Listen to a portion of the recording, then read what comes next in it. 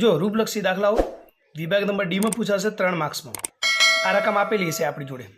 હવે તમારે સૌપ્રથમ શું કરવાનું, ઉત્તરવયમાં નંબર 1 જે વિકલ્પન કૌંસમાં જે સમુચ્ચય કે લખવાનું, એ આધાર વિધાન નંબર 1 એટલે પી આપવાનું। નંબર 2 જે શરતી ડી લખવાનું, એ પી નંબરનું આધાર વિધાન લખવાનું। નંબર 3 નિશ્ચિત ડી લખવાનું, એ પી આધાર વિધાન દર્શાવવાનું। એના પછી આપણી જોડે આધાર વિધાન આવતું નથી, માટે છે તમારું ફલિત વિધાન છે, તો પછી છેલ્લા નંબરના આધાર વિધાન ઓબ્લિક કરવાનું, માટે કરવાનું, લખી દેવાનું કે વિકલ્પન એમ। હવે સમજો કે કે વિકલ્પન એમ છે એ સાબિતી કરવાનું છે। હવે આગળ 4 નંબર। હવે 4 નંબરમાં ધ્યાનમાં રાખવું પડે કે કોના ઉપરથી નિયમ લાગશે। તો જો 2 અને 3 ઉપરથી નિયમ લાગી શકે છે, કારણ કે અહીંયા ડી સાદો છે, એ નિશ્ચિત ડી છે, એટલે ક્યુના રૂપની અંદર આ સ્થાન મળી શકે છે। એટલે તમારે સમજૂતી આપતા પહેલાં જો એક નિયમ શીખવાડી દઈએ અહીંયા કે એમટીનો નિયમ લાગશે, કેવી રીતના લાગશે, તો એના સ્થાનાપતિ નિર્દેશન નક્કી કરવા પડે। સ્થાનાપતિ નિર્દેશન અહીંયા આપણે નક્કી કરીએ એટલે તમને વધારે જાણકારી પ્રાપ્ત થશે કે જુઓ કે જે શરતી ડી છે બરાબર, તો એના માટે આપણે એમટીનો નિયમ એવું હતું કે આ પીનું રૂપ જે, શરતી તો શરતી, ક્યુનું રૂપ શું મળ્યું તો કે ડી બરાબર। હવે નિષેધ ક્યુ બીજા નંબરનો આધાર વિધાન, તો ક્યુનું રૂપ લખી દો। ક્યુનું રૂપ શું હતું તો કે ડી, નિષેધ તો નિષેધ, માટે ફલિત વિધાન આવ્યું। ફલિત વિધાનમાં શું મળશે, નિષેધ પી। તો હવે પીનું રૂપ આપણને શું મળતું હતું આગળ, જે નક્કી કર્યું, તો અહીંયા લખી દેવાનું જે, નિષેધ તો નિષેધ, તો જો નિષેધ જે મળી ગયો તો અહીંયા લખવાનો નિષેધ જે। હવે કોના ઉપરથી નિયમ લાગ્યો, તો જે શરતી ડી છે એ કયા નંબર ઉપર આપેલો છે તો કે 2 નંબર ઉપર બરાબર। પછી બીજા નંબરનો નિશ્ચિત ડી છે, તો જુઓ આ નિશ્ચિત ડી કયા નંબર ઉપર આપેલો છે તો કે 3 નંબર ઉપર। ફલિત વિધાન આપણને મળી ગયું નિશ્ચિત જે, તો આ જો નિશ્ચિત જે મળી ગયું।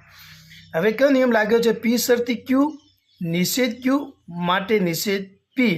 કયો નિયમ છે તો કે એમટીનો, તો અહીંયા નામ આપવાનું, નિયમનું નામ એમટી બરાબર।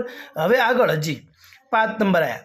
5 નંબરની અંદર શું છે સાબિતી, તો કે નિષેધ જે છે, તો હવે જુઓ નિષેધ જે બીજા નંબરના આધાર વિધાનમાં મળે છે, એટલે 1 નંબર ઉપરથી નિયમ લાગી શકે છે, 1 અને 4 ઉપરથી। કયો નિયમ લાગશે, એ વિકલ્પન કારક આપેલો છે, અને એવો નિયમ છે એક ડીએસનો।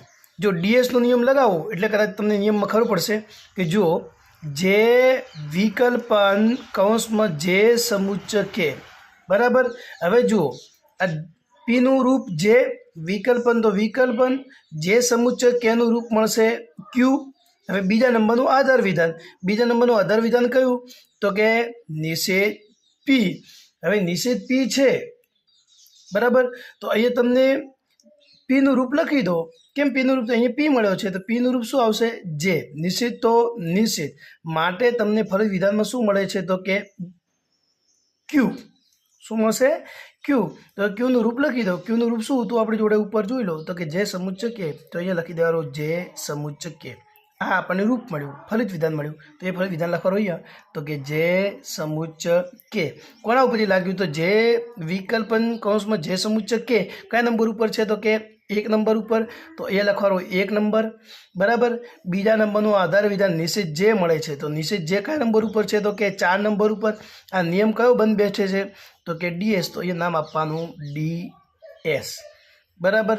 હવે આગળ કયો નંબર આવ્યો, 6 નંબર। હવે આપણે સાબિતી લેવાનો છે એ કે, તો જુઓ 5 નંબર ઉપરથી એક નિયમ લાગે છે, 5 નંબર ઉપરથી સિમ્પનો નિયમ લાગશે, સમુચ્ચય છે એટલે સિમ્પનો નિયમ યાદ કરો। સિમ્પનો નિયમ એવો હતો કે પી સમુચ્ચય ક્યુ બરાબર। હવે જુઓ પીનું રૂપ જે, સમુચ્ચય તો સમુચ્ચય, ક્યુનું રૂપ કે। ફલિત વિધાનમાં શાની જરૂર છે, આપણે અહીંયા કેની જરૂર છે, તો એ ક્યુ લઈ લો, સિમ્પલના નિયમ 2 છે એટલે। હવે ક્યુનું રૂપ લખી દો, શું મળતું હતું કે, મળી ગયો, તો આ કે, તો કે લખવાનો એ ફલિત વિધાનમાં બરાબર। કયા ઉપર નિયમ લાગ્યો છે, તો જો પી સમુચ્ચય કે, એટલે જે સમુચ્ચય કે છે કયા નંબર ઉપર આપેલું છે તો કે 5 નંબર ઉપર।